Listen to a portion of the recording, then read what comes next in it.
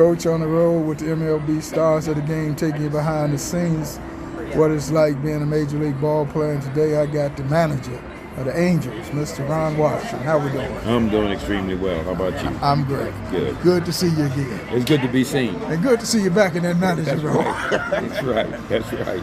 Now, you know, you in that Elite 30 class, 30 managers, all the United States managing Major League Baseball. What's your thoughts on that? Well, it's special. I mean, not everybody get this opportunity, and there's a lot of people out there that would like to have this opportunity. And I'm humbled. I'm very humbled because it took me a while to get back. And my energy and my fire and my passion is the same. So last time we crossed paths, you were managing the Texas Rangers. Now you're over here with the Angels. I mean, what has changed for you in the game in that time, guy? Well, the personnel was younger. You really have to do more teaching. I've always been a teacher all my life, and even when I was in Texas, I was teaching. But it's the youth now. They have taken over the major league, so that means you have to do more teaching, and you begin to see things that you just can't believe you're seeing, like overrunning bases, slide past bases, stuff like that is weird because those are the type of things that just wasn't tolerated. So when you think back over this game, I mean, your longevity in this game, what do you attribute to that? Well, I attribute that to the players. They helped me hang around as long as I've been able to hang around and make a difference. That's all you want to do is make a difference, and the players have given me that opportunity to make a difference. And you know, I had the opportunity last few years to interview, of course, Ron Washington, Dave Robertson with the Dodgers, Dusty Baker, Cito Gaston. You know, you guys are pioneers for African Americans, managers in this Elite 30 club. Yes, it is. And believe me, it hasn't been an easy transition. But when you know the game of baseball and you've been a leader all your life, as the guys that you mentioned, Dusty Baker, Cito Gaston, Dave Roberts, myself, that's all you want to do. You just want to lead a group of guys and help them to become what they believe they're capable of becoming. And that's our job. And I feel highly honored to have had the opportunity to meet and interview you, very distinguished African-American gentlemen. Well, I don't know about the distinguished part, but I've always been a baseball rat, and I've always been able to adjust and readjust in the game of baseball. And believe me, it's an adjustment to be a manager, but I know I'm black, but I don't want to stereotype myself like that. I'm a manager. Yeah. And, you know, having coached college ball and scouted for 5 major league teams, I got to rub it in on you a little bit for Dusty and the other 3 guys. Yeah. They got real serious rings. What you waiting on? I got one. Oh, you got one? As a manager? Not as a manager. Okay, as a manager. I was close. And, hopefully it's in my future before it's over, because my intention is to help turn the Los Angeles Angels around.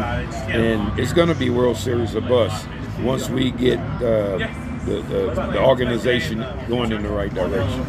Last 2 questions. Who are some of the players that mentored you and you idolized along the way? The main one was guys like Dusty Baker.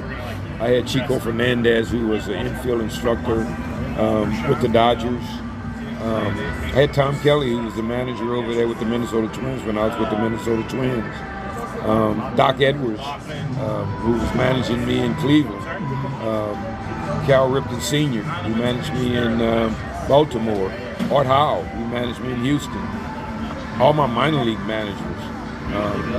Everybody that I came in contact with when I arrived in professional baseball has had influence on me.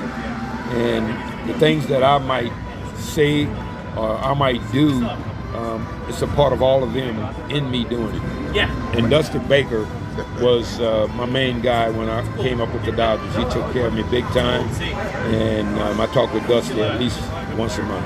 Well, you gonna get on my show and name all them heavyweights now. What's wrong with you? Well, that's the people that I've been around. You know, that's the people that Gene Mott, and Jim Leland. has influenced me also. Even though he's with Detroit during that period of time, he was very influential in how you go about your business and how you handle things. And you remember those type of things because I wouldn't be who I am today without all those people inside of me. Man, can I tell people I know you? Yes, you can. But that's the fact. That's the way I've always been in this game. I never got here by myself. There's a lot of people along the way that helped. Last question. Always end my show asking the major league players what was it like when they walked in that locker room for the first time and saw the uniform hanging up. I'm gonna flip the script.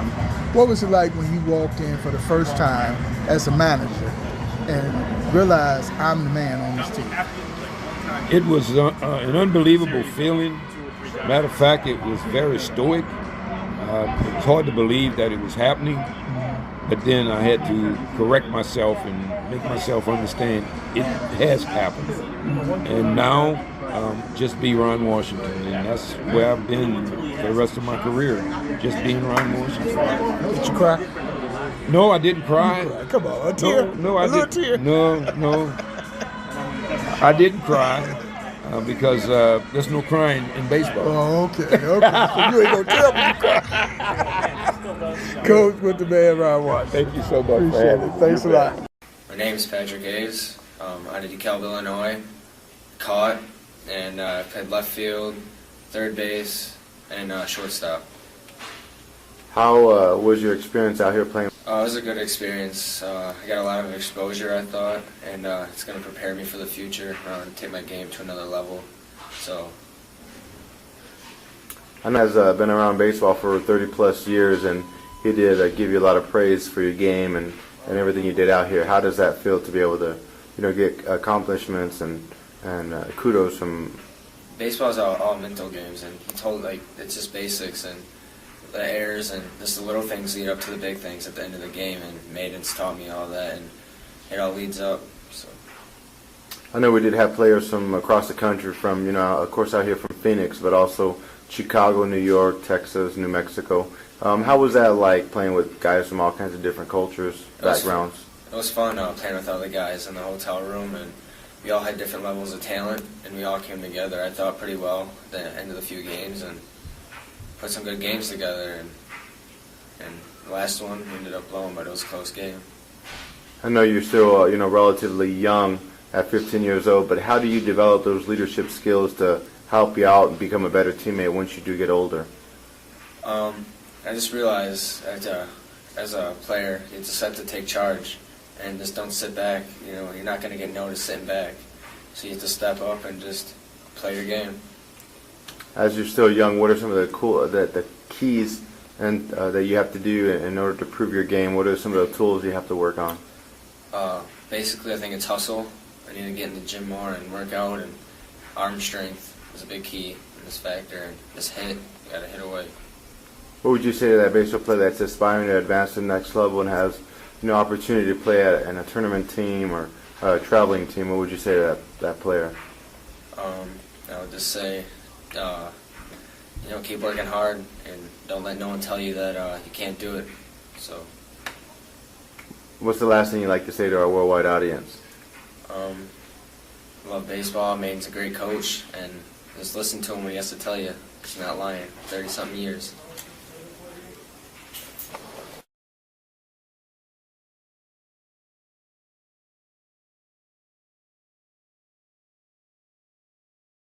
And